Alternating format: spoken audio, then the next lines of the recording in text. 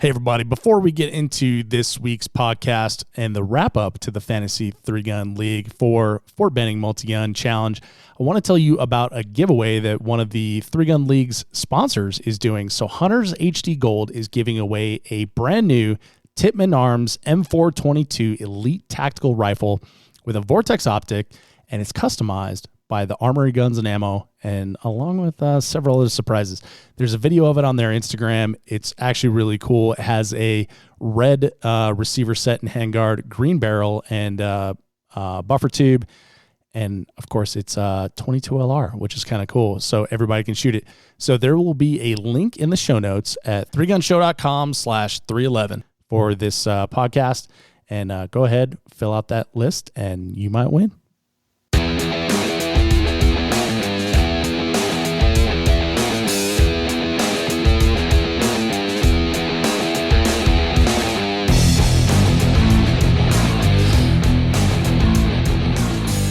Welcome to the 3-Gun Show. I'm your host, Dave Hartman. Just really enjoying those tunes, letting that play a little bit. Yeah. I'm excited for this one, everybody. This is 3-Gun Show number 311. And with me today is Adam Maxwell. Adam, welcome to the show. Exciting things happening. Fantasy 3-Gun round 2. And this is the wrap up. Fort Benning Multigun is already in the books, as they say on the Instagram post, and we're about to run down the scores, and we're going to talk about the people that were in the match, shot the match live, and then we're going to talk about the real match, which is the 3-Gun Fantasy League match. And the one that matters. The one that matters. No, I'm just kidding. And we're going to talk about winners and losers. Hey, Max, we're not holding back.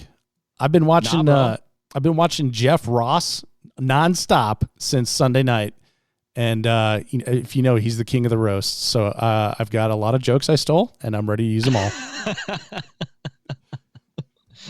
I'm ready.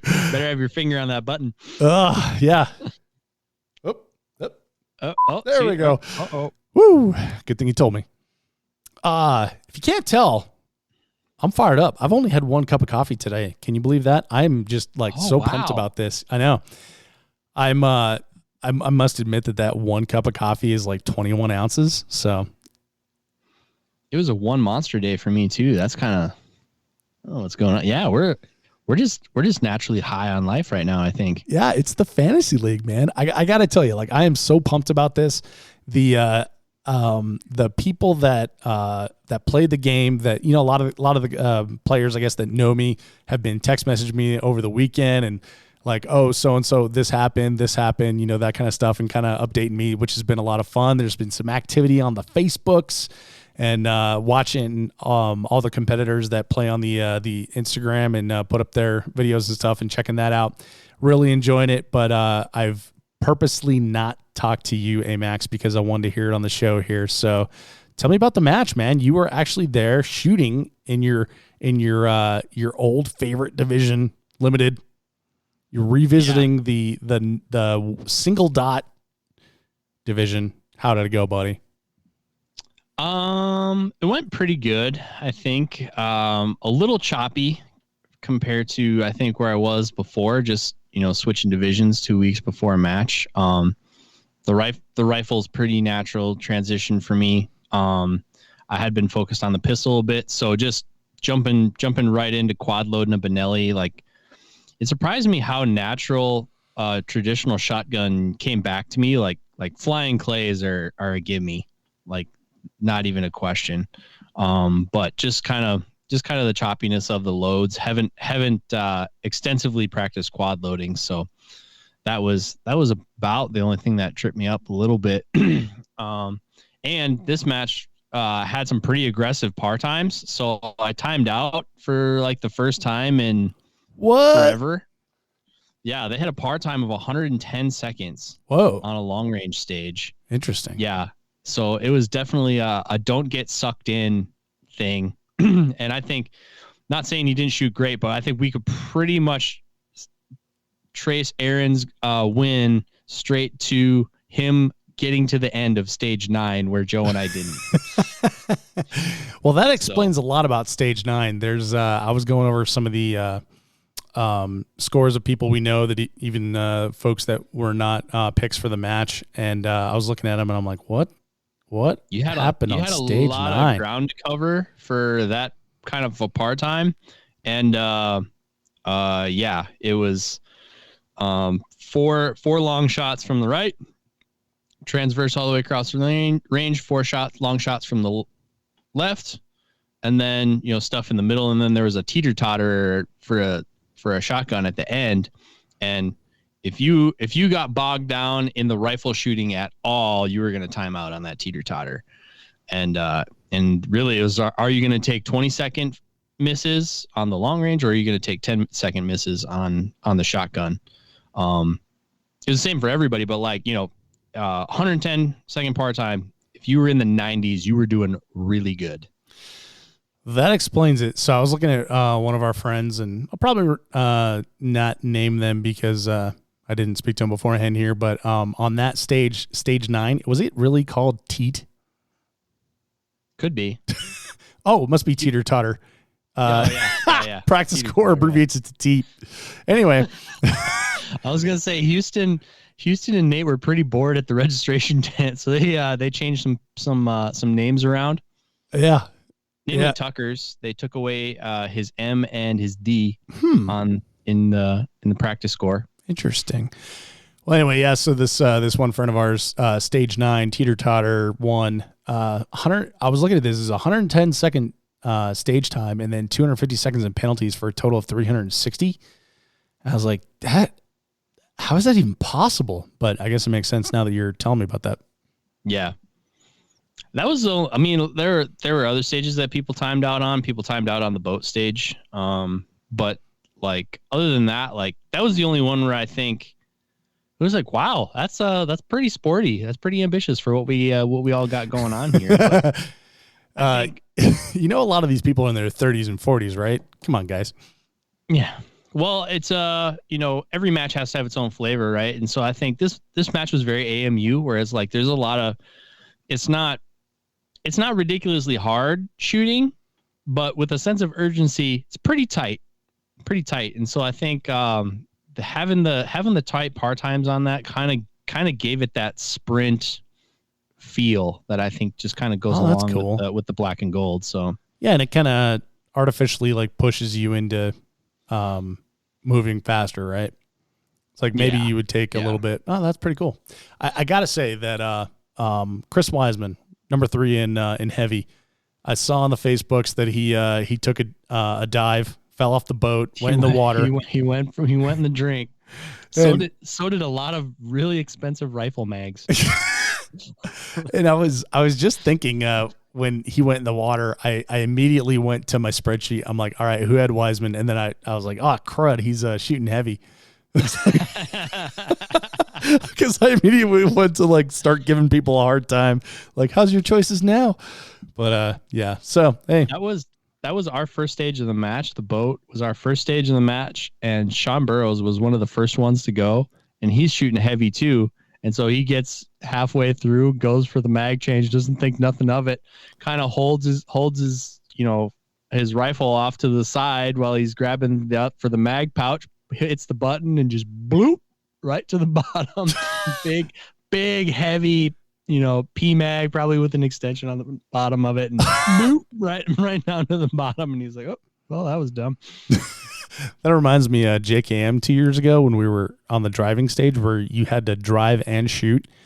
I rolled over a 2011 mag with the Cushman, and I remember everyone laughing. I was like, dang it. And you're like, yeah, you weren't listening to the stage brief when I said retain your mags. I'm like, no, I was not. I'm sorry, Adam.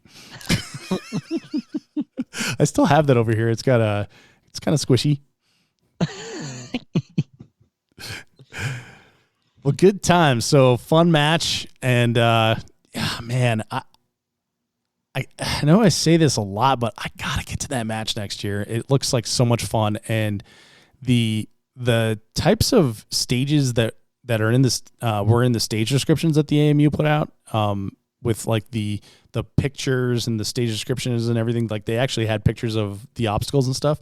I was looking at it and I was thinking like, that is why I wanted to shoot 3-gun, is people digging holes, filling them with water, putting boats out there, obstacles and things like that. Like that really excites me. That seems like right up my alley. Not the so much moving fast part, but the props and stuff. I love that.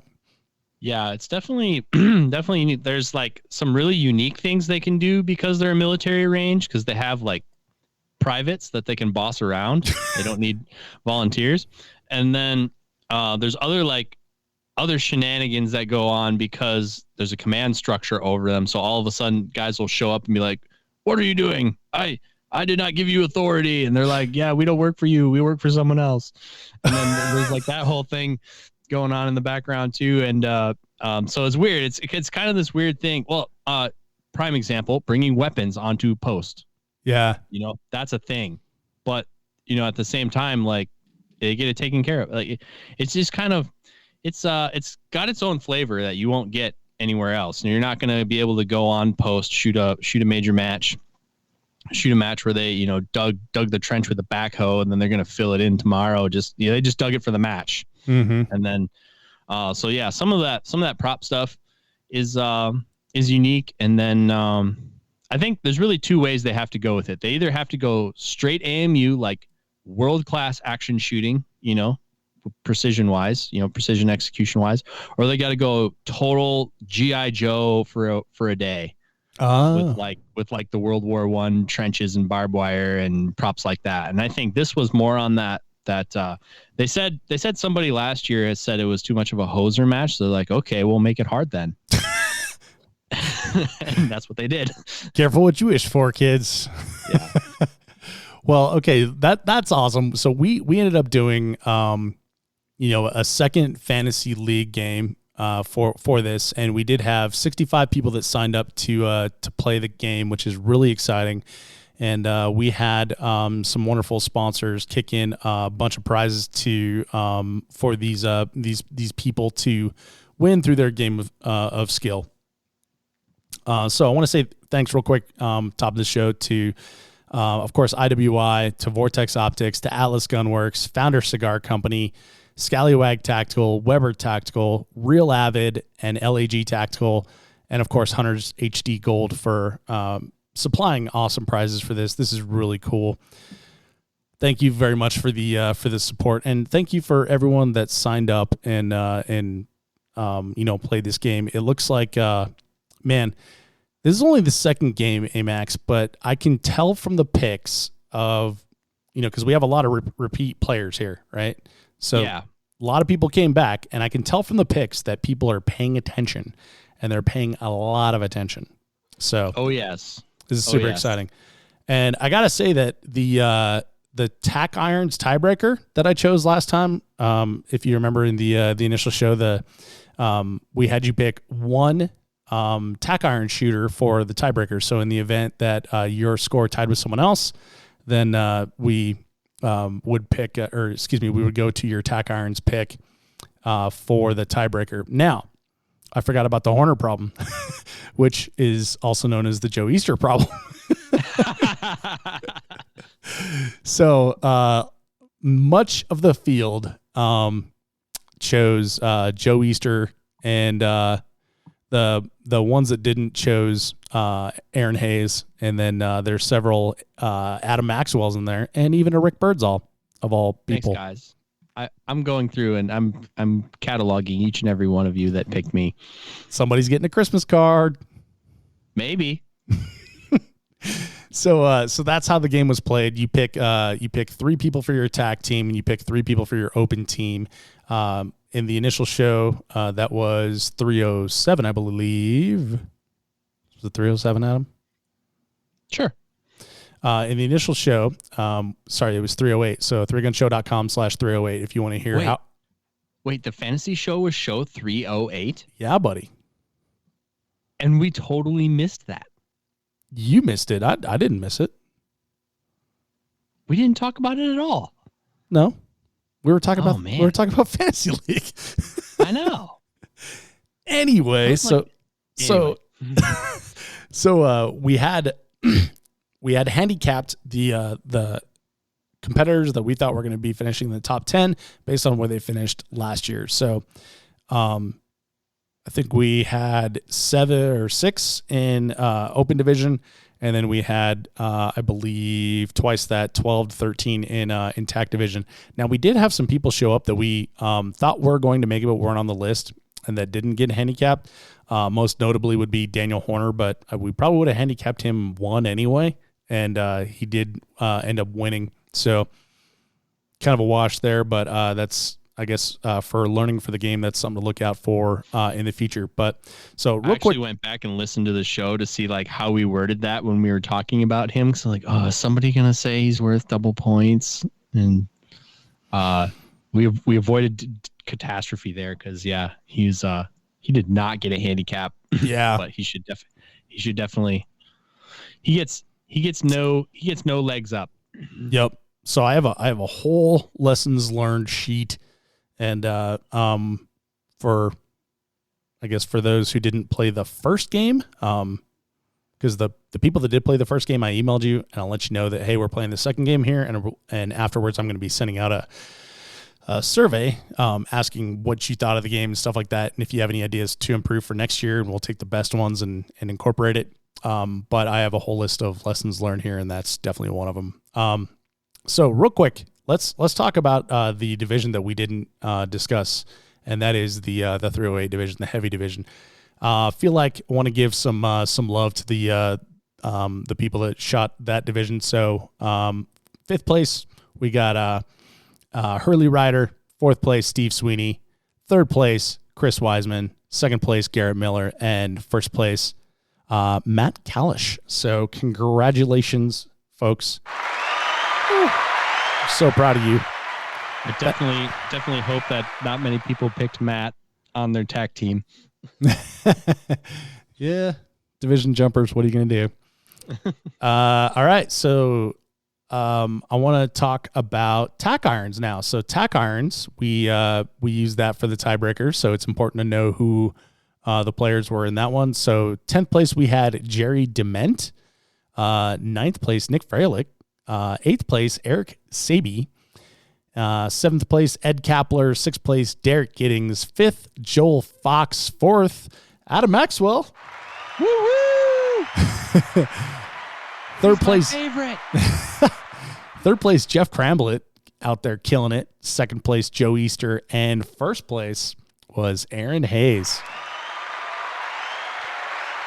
Ron done good at this one. Yeah, well done. Like I said, the bulk of the picks, I didn't break it down, but the bulk of the picks were Aaron and Joe, and then several people picked some of the other people there. All right, so now I want to talk about the open division. Adam, do you want to, since you weren't shooting this one, you want to call 10th through 1st in open division for me? All right, so 10th place we had Chip Montgomery. 9th place we had Mike Hogg. Wong. Oh boy. See, this is... Sorry, my printout's real small there. This is why I shouldn't read. 8th is James Smith. 7th is Judd Spivey. Spivey. Whatever number comes next. 6th, Kevin Lionheart. 5th, Morgan Lionheart. Relation, possibly. Could be. 4th place, everyone's favorite, Jay Carrillo. 3rd, Michael Willis. 2nd, my boy Tucker Schmidt, which he was on my squad, so the whole weekend we got to watch him squirm when they took away the M and the D in his name. So they and the ROs that don't know him are like, Tucker. Yeah. And of course they call roll like all formal, like shit, Tucker. every single one of them. He's like, come on, man. You gotta be. He came in late. Oh. He had a work thing. So he didn't register, until like the morning of. And so it's on all the tablets all week. Oh my God. You want to mess with someone's game. And first place? And then first place, taking his self-proclaimed first major match win ever. Really? Yeah, which is what I said. Mr. Mike Whitesides. Well, congratulations, Mike. He said he's won, other matches, and he kind of felt like they had an asterisk on him. But this one, undisputed major match, number one. He was super pumped. It was electric just to be in his presence. How stoked he was to have won this match. So congratulations, Mike. Yeah, 1.2 points separating first and second. Like hard fought match. Well done, Mike. Good job. Okay, and then our last division here, TAC Ops. TAC Ops, yes. 10th place, we got Lance Dingler.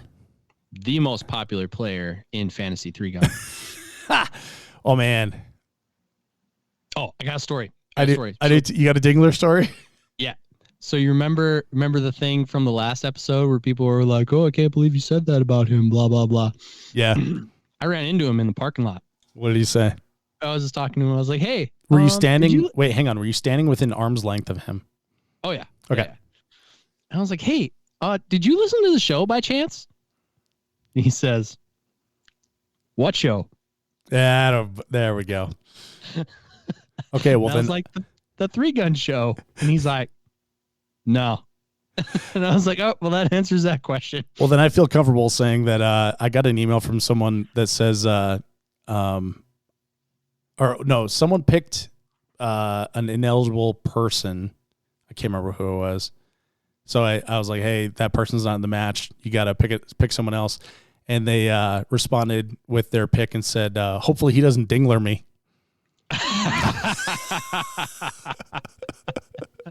Yeah, I told Lance he's the most popular player in 3-Gun, in Fantasy 3-Gun. He's like, why is that? No reason. Well, see you later. Yeah, well, gotta go. Bye. All right, 9th place. I thought it was funny. 9th place, we got Jeremy Leitner. And 8th place, Todd Jarrett. 7th place, Andrew McAllister. 6th place, Houston Louder. 5th place, JP Sullivan. 4th place, Josh Taylor. 3rd, Chris Scott. 2nd, Brady Long. And 1st is Daniel Horner. Congratulations, guys. I gotta say, by the way, JP Sullivan crushed the boat stage. Really? People were like super happy to get like 70s and 80s, and he did it in like 38 or something stupid like that. Wow. It was ridiculous. Huh. Yeah, he's quite the shooter. Didn't make his handicap though. So the way the handicaps work is we estimate where we think a person's going to finish based on historical data, and then if they finish better than that, they're worth double points. However, first place is always worth 15 points only. So second place traditionally is nine points, third is 8, fourth is 7, and so on down to 1 point at 10th place. And a lot of people did get double points here. So for the open division, Tucker Schmidt was the only one who didn't get double points, and that's because we handicapped him as a 2, and he finished second. And also Mike Whitesides, of course, at 15. Everyone else in that division got double points because they either weren't handicapped or they beat their handicap. So that's pretty cool. Woo woo! Yeah. And then over on the tax side, so Lance Dingler, we handicapped him as a 10. He finished 10th, so he was worth straight points at 1. Jeremy Leitner was not handicapped, so he was worth double points. So his 2 turned into a 4. Todd Jarrett, we handicapped him as a 2, I believe, and then he finished 8th, so he was worth straight points at 3. Andrew McAllister was another dark horse, worth double points, so he got 8. He's worth 8. Houston Louder, another dark horse, double points at 10. JP. Now we estimated JP was we handicapped JP at 3. He finished 5, so he was straight points at 6. Josh Taylor, dark horse, double points, 14. Chris Scott, he actually beat his handicap. We had him handicapped at 7, and he finished 3rd, so he was worth 16 points. Brady Long, another dark horse. We did highlight him as someone notable to watch, but we didn't have any historical data on him, so he was worth double points. So he is second place at 18 points, and then of course Daniel Horner, 15 points for first place. So that's how it all broke out. So Adam, should we talk about winners now, or do you want to hear some, or do you want to see some anomalies in the scoring? Oh, tell me the anomalies. Well, first of all, there were several people that picked people that weren't even signed up. We didn't mention them in the podcast. I don't know where you guys got these people from. It's a bold strategy. It doesn't work very often. We did have one person that had a total score of 0. 0. Yeah. And was it somebody's mom. It was doesn't look like it. John is not a mom name usually. That's from 21. And we did have someone that had a score of 1, which was interesting. I would like to point out that if I picked you and you signed up for this game and you don't pick yourself, that makes me nervous about your performance. You know what else makes people nervous about their performance? Just being talked about on a podcast. Well, that and other people coming up to them at the match saying, "Hey, I picked you, so don't screw up." Oh, no, we said be nice, people. Encourage them. Come on. Oh no. Oh, they were being nice, but these people, the athletes aren't used to that like kind of attention ahead of time. So they're like, "Hey, bro, I got like $100 riding on you, so like maybe don't screw this up." And they're like, "Whoa, what?" Let's reframe that. Athlete, I believe in you and your performance so much that I chose you for my fantasy 3-gun team in TAC Ops. Good luck. Riley Croft. Good luck and have fun. There you go. That's how you're supposed to say it. Okay, so I do have to point out Houston Lauder and Jeremy Leitner. These are a couple of the ones that I noticed that didn't pick each other. Now, these aren't the ones that I chose, but they did not pick themselves. All right, so let's see. Jeremy Leitner did that. I'm sorry? Is that like a hedge then? If you don't pick yourself, it's like, well, if I do bad, maybe I'll at least have picked a good fantasy team. So I know that we've talked about this once before on the podcast. Like, can you pick yourself? And the answer is yes. So I thought maybe there was some sort of confusion or something, but yeah, maybe it is a hedge. Like, hey, if I don't win the match, at least I can win the fantasy 3-gun. But yeah, so Jeremy Leitner, who he actually had a really good score. He had a score of 60 in the fantasy league. So his TAC Ops team consisted of Daniel Horner, Brady Long, and Todd Jarrett. All right, so he finished 9th behind Todd Jarrett, and if he had picked himself instead of Todd, he would have gotten 1 additional point. Ooh, yeah. See, let that be a lesson to you kids. Believe in yourself. Believe. Okay, so it's even better with Houston Lauder. So Houston was worth double points also. So he finished 6th place, which was worth 10 points, and his TAC Ops team was not good. He had Todd Jarrett, who's worth 3, JP Sullivan, who's worth 6, good amount of points for his finish. And then Riley Croft, who did not finish in the top 10, so he was worth 0. So if he had replaced Riley with himself, he would have had an additional 10 points and possibly in the running for one of our fabulous prizes. So believe in yourself, let that be a lesson to you. And yeah, we believe in you more than you believe in you. Some other ones I noticed. Okay.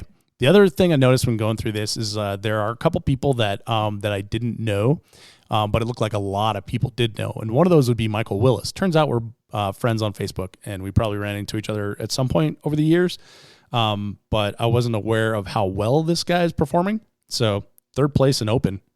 Hats off to him. worth Michael Willis. Put him on the radar. Yeah, worth 16 points, and I mean, you can pretty much say that about the bulk of open for me, and then TAC. I think I know all those people, but yeah. So being I guess compelled to go through all the scores with putting the scores together and then seeing everybody's picks, it makes you really evaluate other people. And I got kind of deep into it, Amax. I went down a hole and I was, Googling people, looking on Facebook. I'm looking for their Instagram handles and stuff like that, watching match videos from, a couple of years ago. And it was a lot of fun. So this has been a really exciting thing for me as far as following competitors.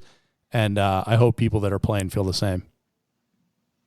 Yeah, I mean, tons of people came up to me at the match and said as much as well, that they were stoked on it, and just kind of, like we've talked, adding kind of a new dynamic to the sport, something new to follow and be engaged in, and something that extends the match beyond just being there shooting and what practice score spits at you. So, yeah, and I will say that practice score coming through those is, I've always casually looked at those, like, oh, who won, and where did my buddies finish and stuff like that, and which ends up turning into like hours, but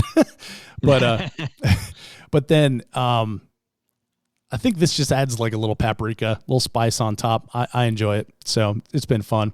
But looking at all these competitors, there are some people. I mean, this was a stacked match, stacked match. Like the TAC picks were very hard.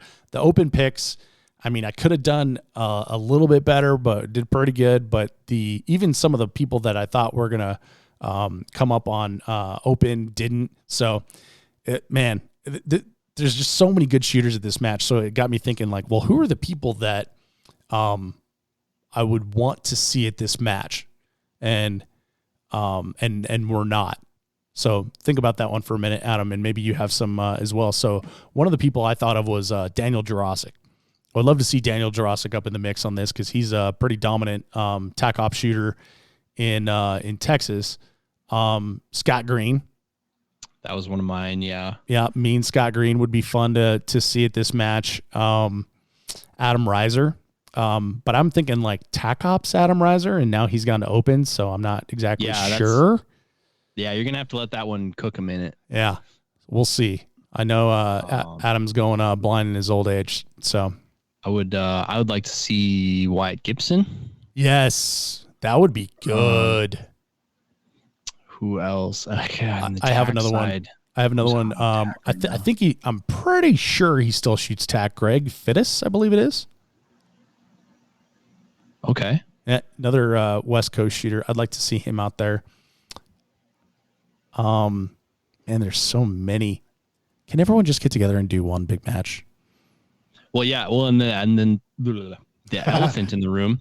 How would Nate, Houston, and Joel shoot at this match? Yeah. I guess I hadn't thought of that, but you're absolutely right. I mean, they can't and they won't, but significant powerhouse talent in the sport for sure definitely leaves a vacuum. Can we just pause for a moment to like tip of the hat, like respect to those guys for the integrity of putting on a match like that? And, it's so tempting to want to go shoot it because you put all that effort into it and you want to compete and that's what your job is. But, they did fulfill the staff role. So good for them. Yep. Well, and I mean, I've kind of long had the position, and I guess I won't put words in your mouth, but like, I mean, even at the pro level, like, you should be giving something back to the sport. 100%.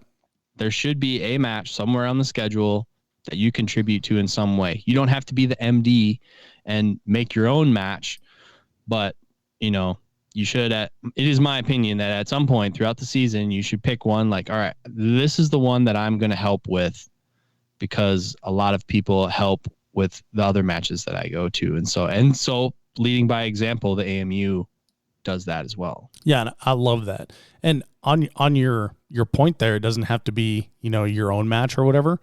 There are like a bunch of great matches out there that would love your help. So don't be afraid to volunteer. I think that I don't know. Like you said, don't want to put words in everyone's mouth, but I'm nearly positive that every match director out there would accept another helping hand with open arms. Yep. I'll find something. If I'm that guy, I will find something to do with your hands that will hopefully make you feel like you contributed in a meaningful way to the match. I mean, that's how we ended up with a Tiffany Overland. Yeah. Tiffany Overland's standing in the wrong place at the wrong time, asking if there's anything I needed, and she ended up running the stats for us. It's there's more jobs than just match director, range master, and CRO. Yeah, for sure. So it takes a lot of different types of talent to run a match. So if you're out there and you don't want to do one of those jobs, there's probably something that you're good at that would be helpful. Yeah. I can think of one time when we did the run and gun. We had Chris Eggleston show up on like the final day when we had almost everything set up and stuff, and he's like, "Yeah, I'm here to score or to run scoring." And Chris is like I don't exactly know what his job is, but he's an IT professional and super comfortable in that environment. I'm like, thank God, that is now your responsibility and we don't have to deal with it. So we'll go move sandbags. We'll go move sandbags while you do that. Thank you so much. So I'll go lift heavy stuff. You do the nerd stuff over here. And we value your nerdery. Yes. Okay, so let's talk about winners and prizes here. So with a high possible score of 94, that's the highest score you could possibly get here, and that would be if you chose Daniel Horner, Brady Long, Chris Scott, Mike Whitesides, Mike Willis, and Jay Carrillo. Because those you forgot Tucker Schmidt. Nope, I did not. And do you know why? Oh, because he was worth 9 points, where Jay, who was fourth, was worth 14 points. Math is hard. Math is hard. That's why we have a spreadsheet. So, Thank you, Excel.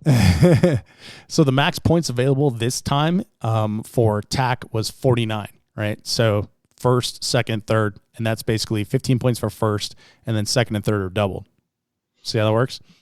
And then open was worth 45 points because we got 15 points for first place, 16 points for third place, and 14 points for fourth place. Okay.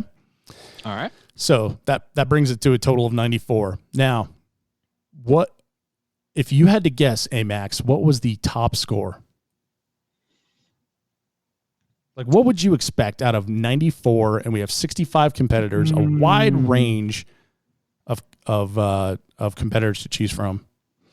I don't know, because they're not, I wouldn't say there's any really big upsets on here, but at the same time, like, some of these guys aren't quote unquote household names. So I don't know that someone could just pick them without like an intimate knowledge of all these people.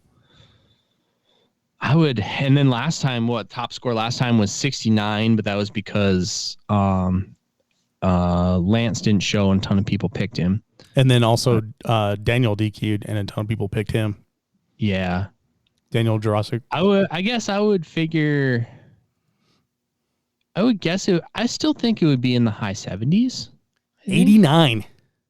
89. Yes. So Daniel Obeer. Donald, you mean? Oh, I'm sorry. Yeah, I just glanced at that. Donald Obeer. Congratulations. First of all, you win an IWI Zion pistol, a 12.5-inch Zion pistol. Congratulations. Hopefully you can pass a background check. I forgot to ask how old you are. And if you can't, then you can't. But I'm sure you're 21 if you have a credit card. That makes sense. So Daniel, 89. Man, this guy killed it. He picked the top 3 in each division, Amax. The only scored error that he had for fantasy purposes would be picking Tucker, who didn't or wasn't eligible for double points. For sure, yeah. The only way he could have scored, good. Pardon me. The only way he could have scored better was to pick Jay Carrillo. So he ended up with. Let me tell you the order that he picked, right? Because everyone has to write theirs in. There's no like radio button yet. We're working on that. Yeah. Right. So I typed all of these in based on the order that people entered them. So if there was a issue, then we could go back and figure out I could go back and figure out where that issue was. So Daniel, I keep saying Daniel because I'm looking right at Daniel Horner's name. Donald chose Daniel Horner, Brady Long, and Chris Scott for his tag team. And that was first, second, and third. In order of finish. And he chose Mike Whitesides, Tucker Schmidt, and Michael Willis. And that was first, second, and third in order of finish. Bro. Killed it. The only thing is he also picked Joe Easter for his tack irons. So you were doing so good. Sad face. So anyway, yeah. So Donald wins a 12.5-inch Zion pistol. Super jealous. Really excited for you for that. And I will be emailing you your information on that. And in just a moment here, Max, I have a funny story to tell about Donald. Oh, do you? We've been corresponding. Oh, really? Yep. Okay. Like before he knew he was the winner? Next up, I don't want to read the story. Next up, we have second place, and that was 77 points, and that is Bryce Lemlin. Blemlin. Congratulations, Bryce. You win a $500 gift certificate to Vortex Optics. Whoa. Hold up. What? Yeah, second place, $500 gift certificate to Vortex Optics. That's no good, Dave. Why not? It's no good. Why not? Because Mr. Bryce is an employee of Vortex Optics. That's right. So he probably doesn't need that, does he? Yeah, not eligible to win his prize. So what should we do? Well, heck, man, should we just like fire up the net random number generator and just pick somebody? I'm willing to do that, but should we get Bryce's permission for that? I may have preemptively got Bryce's permission to do that. Okay, cool. All right. So he probably has. He's already going to get the Vortex Optic of his choice, and it hasn't been released yet, so he doesn't really have anything to complain about. Oh. Do you want to tell the rest of the class? Yeah.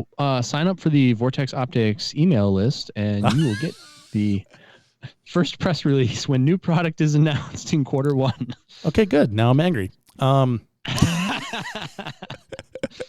Okay, so random number generator. I'm on random.org and enter 1, enter 65, and generate. And it's shooter number 4. And shooter number 4, not shooter, Warlord. Player number 4 is Alex Barrow. Alex, Bryce has donated his $500 certificate to Vortex Optics for the scope of your choice at MSRP, and we'll be contacting you. Congratulations, and you owe Bryce for that one. Heck yeah, buddy. Okay, so... But looking at Bryce's score real quick, yeah.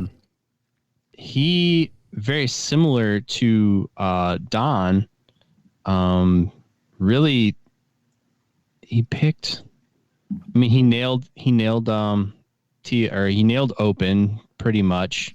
Didn't get double points because he picked Tucker. Yeah, so he had Tucker Schmidt, Jay Carrillo, and Mike Whitesides. So Mike obviously worth 15. Jay was worth 14. Tucker was worth 9. And then Brady went for double points. And did JP go double points as well? JP was worth straight, so he was 6. And then he did choose Daniel Horner as well, which is 15. And then Brady Long at 18. Yeah, because I remember when in the preview show we were talking like the open team was like your anchor, and like the tack team was kind of the Wild West. There was a lot of stuff you could do, a lot of risk to take, or safe plays to make. So that kind of being an example of one. He nailed the open and shot his shot on the tack ops, and that's what landed him second there. So. That's funny. For me, it was backwards, but we'll get to that in a minute here. Okay, so again, Bryce, second place was 77 points.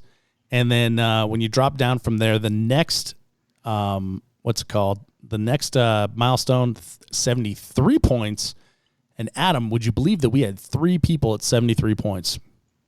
We've had a 3-way tie both times we've done this game. And so Dave had the bright idea of, hey, pick one tack iron shooter for your tiebreaker. And then, of course, we had just stack up there. I screwed that one up. So we did have a heavy shooter too, but I don't feel like that would solve our problem. No, I'll figure out a better one next time. But so anyway, we had one of those 3 that was in the 3-way tie did actually choose Aaron Hayes. So we went ahead and put him at spot number 3 here. And that was Dylan Easley. Dylan, a first-time player. Can't shoot Dylan's a first-time player? I believe so. Yeah, because I believe so. Because he had a lot of questions like, where do I go? What's your website? What's the name of your show? All kinds of stuff like that. Welcome to the Thunderdome, Dylan. So Dylan wins a match pack of 5 2011 magazines from Atlas Gunworks. So thank you, Atlas, for that prize, and congratulations, Dylan. So then our next 2 guys, we had Justin Larson and James Shirey, both had 73. So we have 2 prizes of similar value, so I just went ahead and put them there. We have Justin as the winner of the Founder Cigar Company President's Pack. So how did you decide that? Like, did you email them and have them like email you their rock paper scissors shoot, or how'd you do that? No, that was basically Justin's name was first, and he's alphabetical, and then James is second, and he was alphabetical. So I said President's Box. I meant the executive box. That's my mistake there. But a $300 value in the executive box from Founder Cigar Company.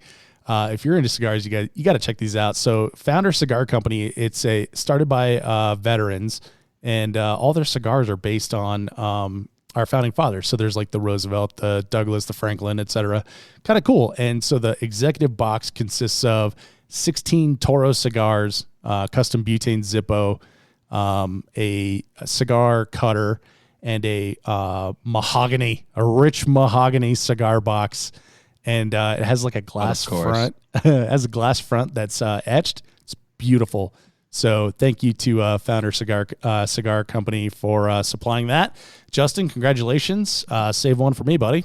And then next, James Shirey did win a knife from Scallywag Tactical. Congratulations. Sharp and pokey. You can cut the ends off of Justin's Cigars Farm. And you actually could with that thing. I think he's getting a dew claw. Yes. For those of you who would care to Google it. You can cut the ends off cigars. You can hack off fingers, like anything you want. Pretty much chop with that thing. Yeah. So when Amax told me that Scallywag was coming back, I was kind of like, oh, I want to. I looked at their stuff before, but maybe I'll look a little deeper. So I was looking at the knives. And I was like, man, there's so many cool ones. Like, which one would you choose? And I came across this Dew Claw, and I'm like, that one. That is the one you would choose. And so Amax sends me a text, and he's like, hey, do you want to choose the knife? And I'm like, Dew Claw. It was that fast. Exactly. So James, if we run into each other at a match, I want to check that thing out in person, and maybe we'll have some cheese and crackers and with some sausage, because this looks like the perfect snack knife here. Absolutely. And you could probably kill the pig with it too. So, oh yeah, good stuff there. All right. So next up, the next drop we had, let's see, there's 2 here, and this was 65 points was our next drop. So we went from 89 is first place, 77 is second place, and then 3rd through 5th were 73 points, and then we have 65 points. So Jonathan Durking wins a Weber Tactical Gamer Pack. consisting of a belt and a 3-gun holster. So congratulations, Jonathan Durking.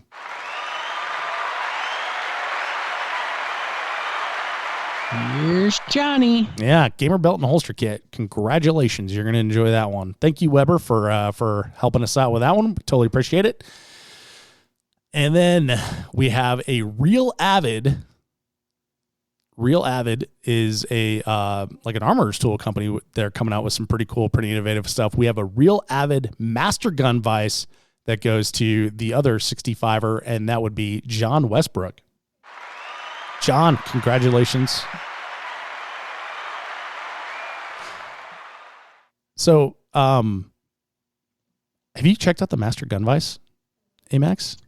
I have not. I've checked out some of their other stuff, and like when I first heard of them, I mean, I heard of them because our friend D Sancho went to work for them. But it was like, oh, okay, yeah, it's a novelty tool company, sweet.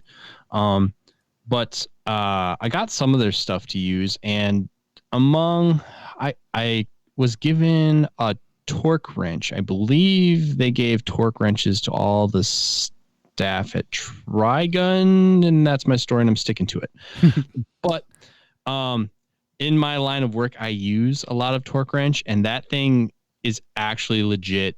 I literally don't leave home without it. It travels with me all over because it's really intuitive, and it's what's the word I'm looking for? It's very tactile. Yeah. So it's really, I just really like, they they put some thought into their stuff, and then like what comes in the case, like the bits that come in the case, it's not like every size from X to Z. It's like the most popular sizes that I would need. So like any time, sizes that are used in scope mounts are what's in there. And so it's just super well thought out stuff. So definitely take a look, and I'm sure they have something that you need. So my first experience with Real Avid was when I helped out at Texas 3-Gun a few years ago. I did the videos for that, and as staff, I got a snazzy Texas 3-Gun staff shirt, which was awesome. And then they also gave Real Avid multi-tools to all the staff, which was awesome because I ended up helping Garrison put up all the signage, and boom, you got your multi-tool cutting all the stray zip ties and stuff like that. Yep. And that actually sits in my what am I trying to say? In my gun bag now, in the little outer pocket next to my little bottle of lube. And I take that thing with me to every single match. I love it. But anyway, back to this vise. This vise is awesome, dude. Got to go check it out. It does bolt down to your table like a normal vise does. But you know how you like got to do different orientations for different operations on your rifle?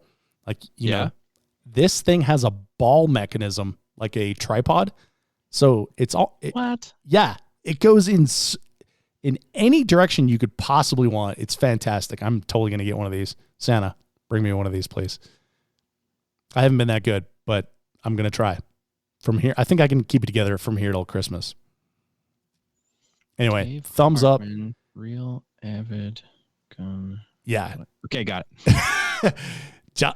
John Westbrook, you're going to be putting a lot of rifles together because that is a tool looking for a job to do. Okay, next up, we have 3 gift certificates from LEG Tactical. These are $80 a piece, which will get you one of their holsters or a couple mag pouches, stuff like that.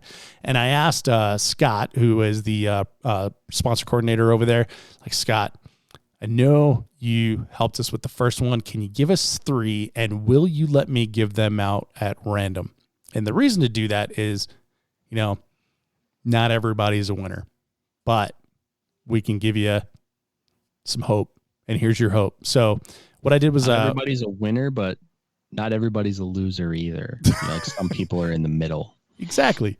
So now the middle guys. No, I'm just teasing. All right. So $80 gift certificate to LEG Tactical. I have 3 of these, and I picked 3 random numbers from random.org. And I picked number 25, number 21, and number 36. And so number 25 is Chad Swartout. Number 21 is Chris Thomas. And number 36 is Alfredo Urcugio, I think. And Alfredo, please send me a phonetic spelling of your name. It's a cool name, has all the letters in there. And yeah, congratulations on winning. So those three folks have won $80 gift certificate to LEG Tactical. And yeah, thumbs up. My holster and pouch manufacturer of choice. Attaboy. Yeah, I've got a... you too could be a bridesmaid like me. I've got mag pouch and a holster sitting next to me here, and they're not for the same gun, which is kind of weird. But okay. Okay, Scott made a joke one time that he thinks I have more LAG stuff than he does. That's very possible. Scott's a simple man, though. Facts. You've never seen anyone do so much with so little. Well done, Scott. We love you. He has one rifle, one shotgun, one pistol. I made that part up. But anyway. Hey, bro, maybe sign up for Benning next year. What do you think? Yeah. Hey, did he sign up to play? So I'm so glad you said that. So he did not sign up to play simply because he is supporting the game and he didn't want there to be a conflict of interest, which is the kind of guy that Scott Green is, right? Well, he's also in a program, isn't he? Recovering gambler. Like they kind of don't let him. Okay, so for those of you who didn't hear this one, I made a bunch of jokes about Scott being a gambling junkie, and the reason is that Scott lives in Reno. Scott plays golf, and he likes bourbon just like me. And after he listened to the show, he text messaged me. He's like, "What are you doing telling people I'm a gambling junkie?" And I was like, "Scott, you live in Reno, you drink bourbon, you play golf. You're like a Kevin Costner movie waiting to happen."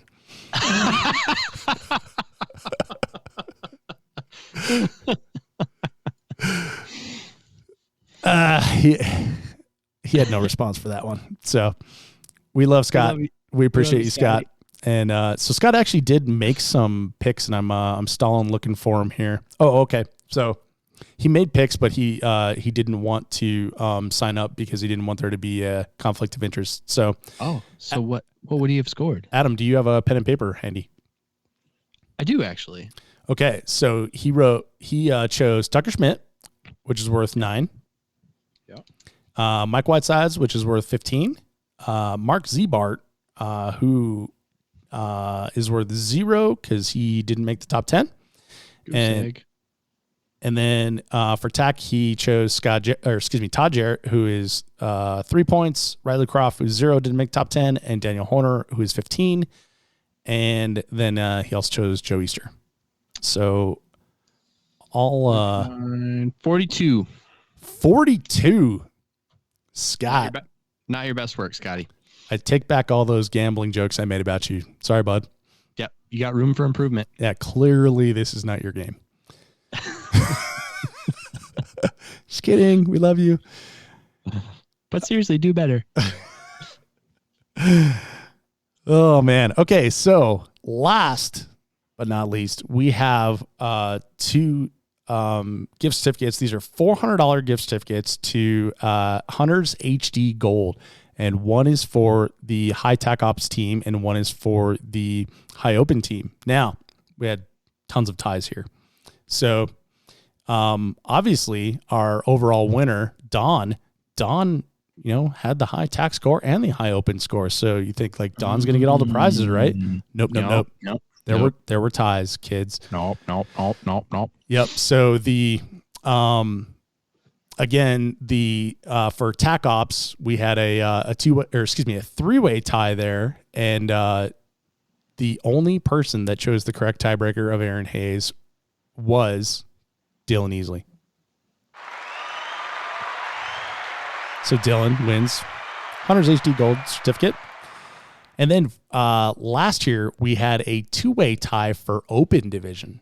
And so Justin Larson and Don Obier had the exact same score for Open. It was 40. So was like, okay, well, let's go to the Tack Irons tiebreaker, and they both chose Joe Easter, so that didn't work either. And okay, well, now what do we do? What would you do in this situation, Adam? You said it a minute ago. I didn't think of it.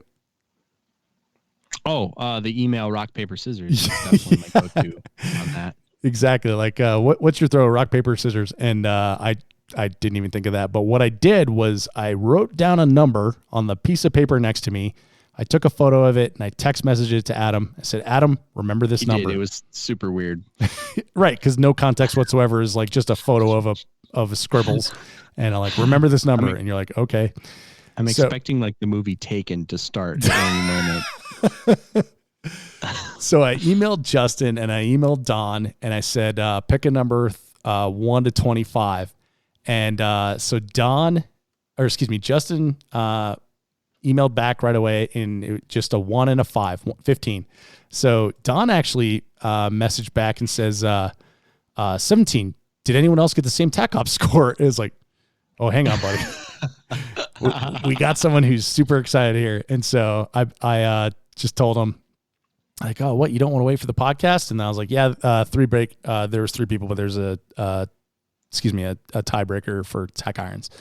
And I told him, hey, solid picks. Thanks for playing. And he emailed me back right away and said, did I win the overall? I had the top 3 finishers. And so I just emailed him real quick. I just said, maybe. Tune in next week. Exactly. Gotta listen to the podcast, buddy. So anyway, anyway, Don picked 17, Justin picked 15. What was the number, Amax? It's going to seem like we made this number up, but it's actually the number. It's number 13. Why does it seem like we made that number up? Because it's like, lucky number 13, Funny story. 13. Oh, Well, do you know what day I was born? Friday the 13th. It was actually a Thursday, but yes. Ooh. So you've had your birthday on Friday the 13th? Several times, yeah. Actually, my first birthday was Friday the 13th, yeah. Overrated or nah? No, it's fine. It's not a big deal. I haven't mine's on the 19th, so I wouldn't know what that's like. I haven't drowned in a swamp yet or murdered a bunch of high school kids, so overall I'd say not bad. Yeah. Well, chalk that up as a win. Yep. So anyway, Justin, you're closer to number 13 here, and you win. So Justin, congratulations. $400 gift certificate to Hunters HD Gold. And wow, that is the end of that, Amax. What do you think, man? That's all of our prizes. Oh man, I wish we had more to give away. I do too. This was exhausting though. No, like I'm just super pumped that people want to play and that it's everything we dreamed it would be as far as something to talk about around the matches. It adds a third or fourth dimension to what goes down at one of these events, and like I say, it just makes it more fun for me, and I hope it does for you too. But probably sweeter than any of all that is at the prize table when people are cursing other people for picking them because it got in their head. I love it.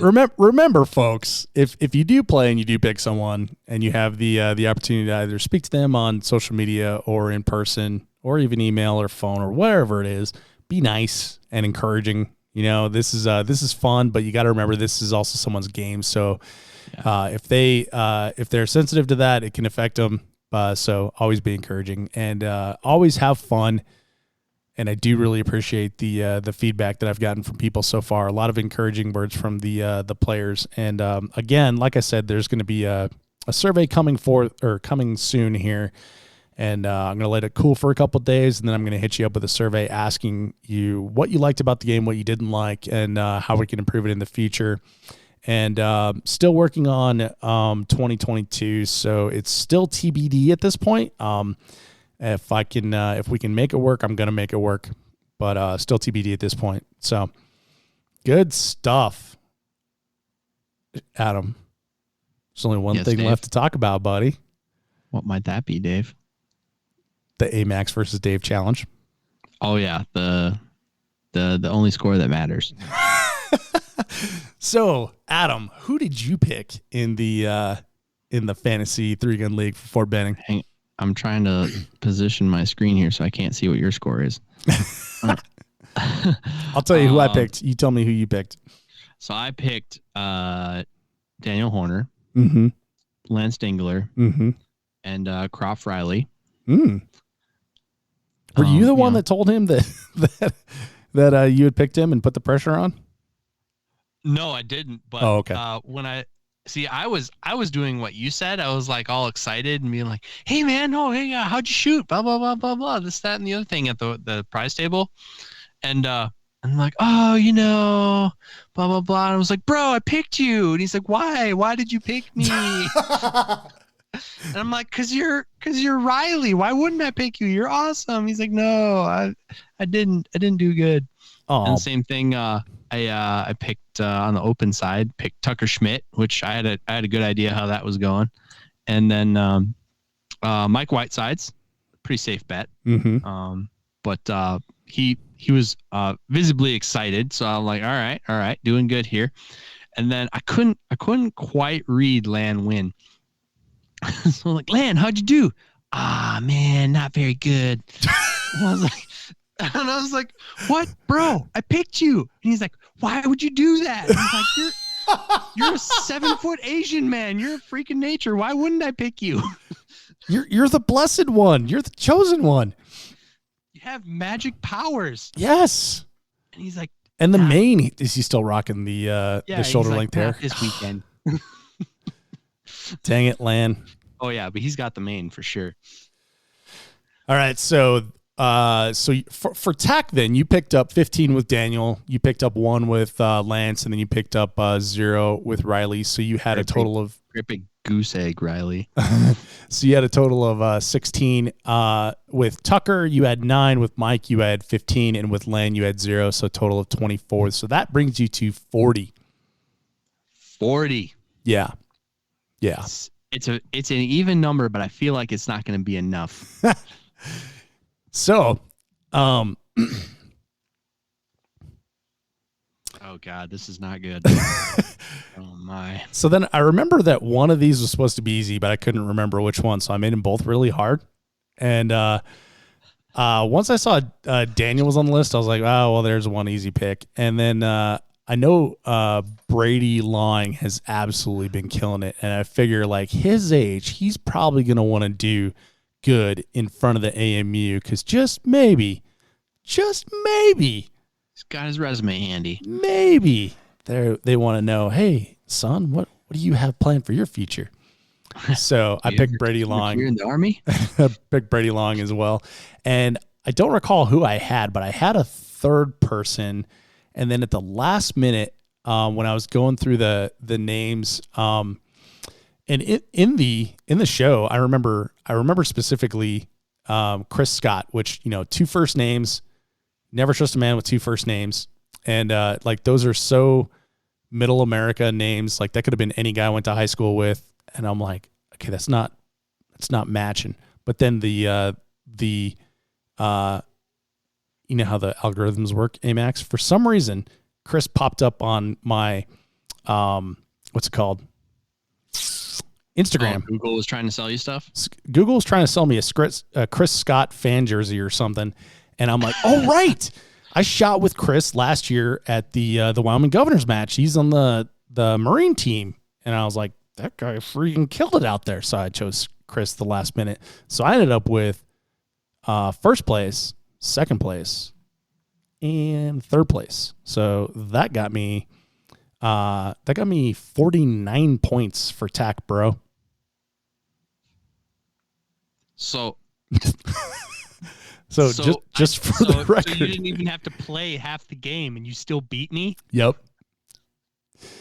And just for the record, that would have put me in a 4-way tie for the Hunters HD Gold certificate. Yeah. Well, I know a guy. You can probably still get something. No, that's not the point. The point is like I was hanging with the players is what I'm excited about. So I wasn't. Oh, thanks for pointing that out. Yeah, pretty much. Everybody on the show. So I've already passed you by this time, right? So you're what's considered a lapped player or a lapped car, right?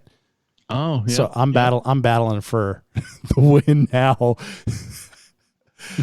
so you made a compelling argument for Tucker. Tucker, is from that climate. I figure he's got to be like super happy to be back in hot, sweaty Georgia. And, it's like putting a fish back in water, right? So he's going to swim. I figured Tucker's going to swim. And so I threw down Tucker. I got 9 points on that. And then once I learned Jake Carrillo was going to be shooting open, once we confirmed that, we got that in the list as well. I was like, you know what? I'm going with Jay. He's got that new hot rod shotgun, going with Jay. And then I had the last one open for a while because I was like, man, I don't know who to choose here. There's so many good people to choose in open. And then I was like, okay, it's going to be Lan. And then I was like, no, it's going to be Mike. No, it's going to be Lan. No, it's going to be Mike. And I went back and forth on it for a couple of days. And then finally I was like, you know what? If Lan and Mike were in a shoot-off, I feel like Mike would just go berserk and beat him. So I put Mike down. So I went with Mike. Well put. Yep. And so that's my thought process on going through all this. And so I ended up with 9 for Tucker, 14 for Jay, 15 for Mike Whitesides. Ended up with 38. Adam, that gives me a total of 87 points, which would have been good enough for second place.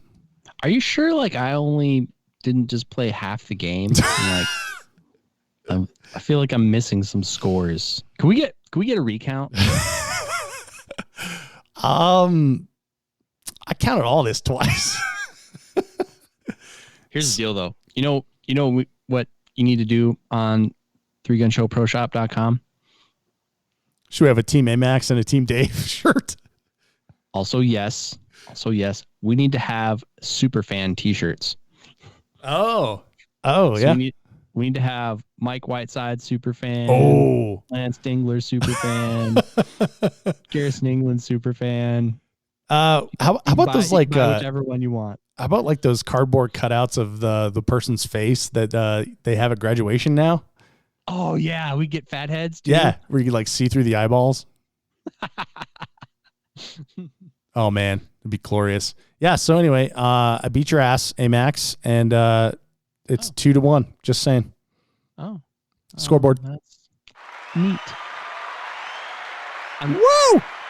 I'm glad I could bring you this joy that you're experiencing. Better luck next time, AMAX. I'll get you next year, Hartman. Next time. I gotta say though, I'm very happy that I beat you by so much because we didn't have to use the tiebreaker because both of us chose the same person. Yeah, and I would have won for me and I would have missed for you. We both chose Adam Maxwell on that one. So there you go. Thanks, buddy. All right. Well, AMAX, another successful fantasy 3-gun league. Thanks for being here, and thanks for making all the handicaps and putting the scores together. Or excuse me, the previous stats together. I have another interesting stats talk coming up, but I want to save that for another show because we're running a little bit long here. One of our listeners actually put a little something together that you're gonna love. Boy. Mm-hmm. Can't wait to hear about it. That's right. Well, thank you to the wonderful people at Vortex Optics, at IWI, Hunters HD Gold, LAG Tactical, Founder Cigar Company, Scallywag Tactical, Weber Tactical, Atlas Gunworks, and Real Avid for helping us out with this, for sponsoring the show and the 3-gun league. And thank you all the people that played. We love you. We'll see you on the range. Bye-bye, everyone.